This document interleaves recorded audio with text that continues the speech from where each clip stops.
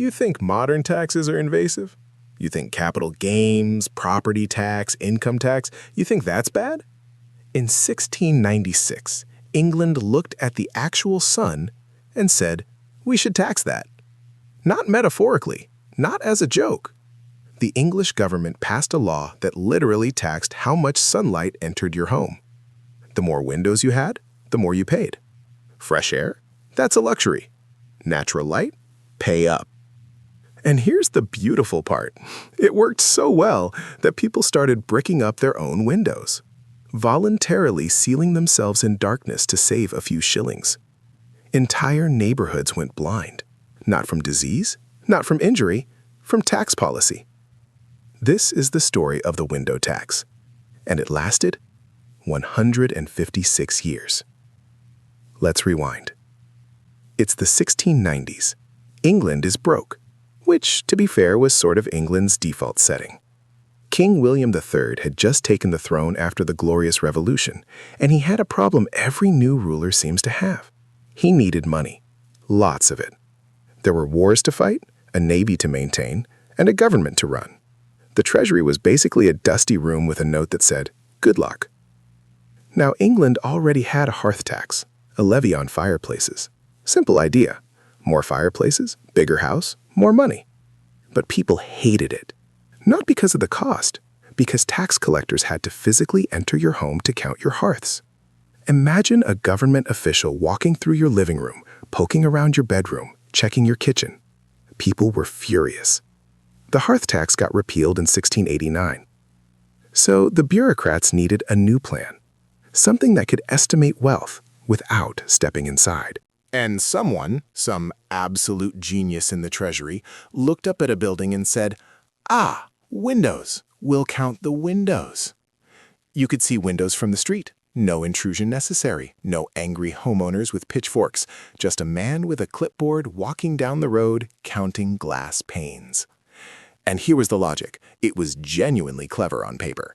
Rich people had big houses. Big houses had lots of windows. Tax the windows, tax the rich. A proxy wealth tax without the messy business of actually measuring someone's income. The system worked in tiers. Every house paid a flat 2 shillings. If you had more than 10 windows, you paid extra. More than 20, even more. It was progressive. It was elegant. It was sold as fair. It was a disaster. But here's where it gets interesting. Not right away. At first, it kind of worked. The wealthy grumbled, paid their window tax, and moved on. Revenue came in. The treasury was happy. Politicians congratulated themselves. The system was praised as a model of clever governance, a tax that targeted the rich without needing to pry into anyone's private affairs. And for a little while, that was true. But here's the thing about incentives. You can design a tax around any behavior you want, but the moment you do, people will change that behavior every single time. Landlords were the first to figure it out. If you owned a tenement building, one of those cramped, multi-family structures packed with working-class renters, every window was costing you money. Not the tenants, you, the landlord. And tenants weren't paying more rent to cover it. So what did landlords do? They got out the bricks. One by one, windows disappeared. Bricked up. Sealed shut. Not in mansions. The rich could afford the tax. No. This happened in the places where people could least afford to light and air. Workers' housing, tenement blocks, the homes of servants, laborers, families with children crammed into single rooms. And it wasn't subtle. Walk through any English city by the mid-1700s and you could see it everywhere. Rows of buildings with these eerie, bricked-up rectangles where windows used to be. Ghost windows. Scars on the architecture. Some buildings were constructed from scratch with fewer than 10 windows, specifically designed around the tax threshold. Architects weren't designing for comfort or health. They were designing for tax avoidance. Wait, it gets worse. Inside those sealed-up rooms, something was happening that the Treasury didn't put on their spreadsheets. Without ventilation, air went stagnant. Moisture built up. Mold spread. In the cramped quarters of industrial cities like London, Manchester, and Edinburgh, diseases found the perfect breeding ground. Tuberculosis, typhus, cholera, smallpox. The connection wasn't mysterious. Doctors knew. As early as the 1700s, physicians were screaming about it. Fresh air and sunlight weren't luxuries, they were medicine. They killed bacteria, they dried out damp, they kept people alive. And the government had, effectively, made them too expensive for the poor. They taxed survival. And people chose darkness. There's a phrase in English you might have heard: daylight robbery. Some etymologists believe it literally comes from the window tax. The government was robbing people of daylight. That's not a metaphor. That's what happened. Now, here's the part that should make your blood boil. The government knew. They knew what was happening. Reports were filed. Petitions were sent. Doctors published papers connecting bricked-up windows to disease outbreaks. Social reformers begged Parliament to repeal the tax. And Parliament did what Parliament does best. They formed committees, they debated, they acknowledged the problem, and they raised the rates. I wish I were making that up. Over the decades, the tax was amended multiple times. In 1747, the thresholds changed. Now you paid extra if you had more than just 7 windows instead of 10. They lowered the bar, made it harder to avoid, which meant even more windows got bricked up, even darker rooms, even sicker people. The government's response to mass avoidance wasn't to question the tax. It was to tighten the screws. For 156 years, this went on. Think about that. This wasn't some brief experiment. This wasn't a wartime emergency measure that got quietly repealed. The window tax survived the entire 18th century.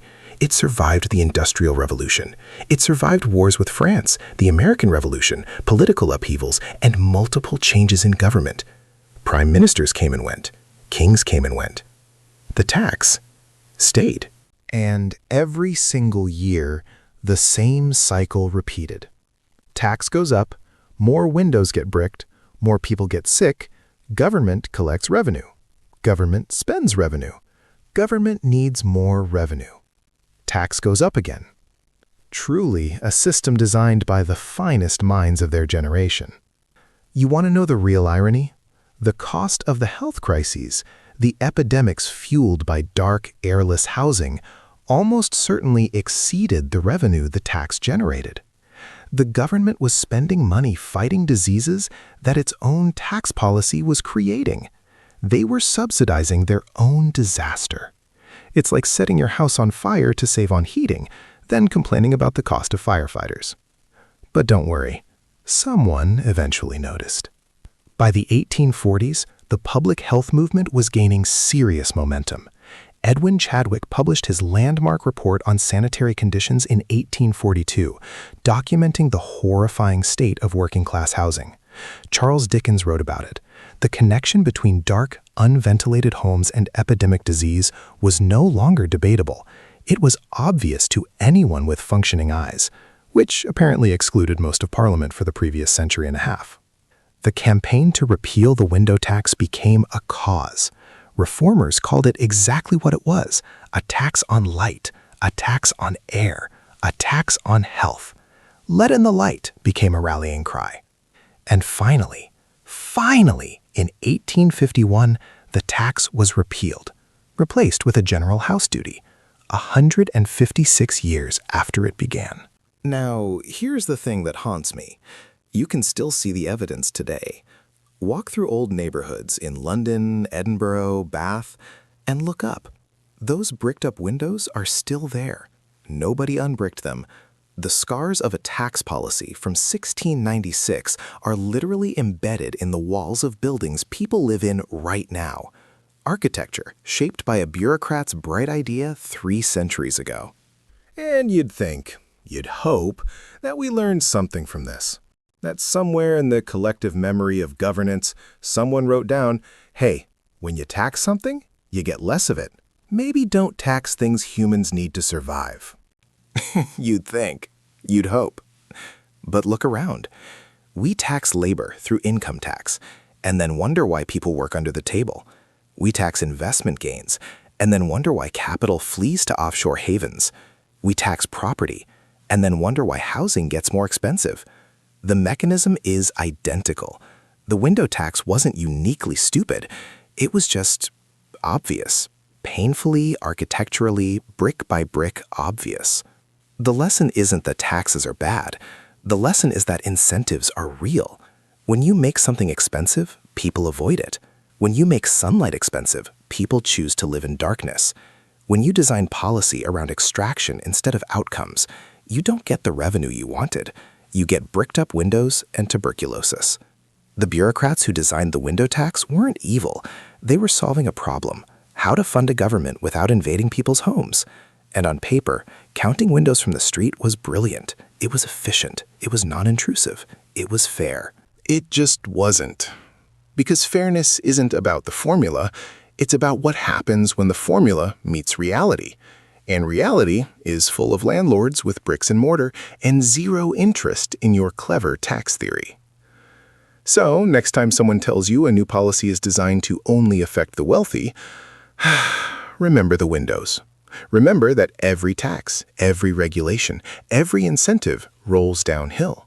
The rich paid the window tax and kept their chandeliers lit. The poor bricked up their homes and got sick. History doesn't repeat, but the bricks never change. Most people will hear this and think, well, that was a long time ago. We're smarter now. The Romans thought that too. The Victorians thought that too. Everyone always thinks they're the generation that finally figured it out.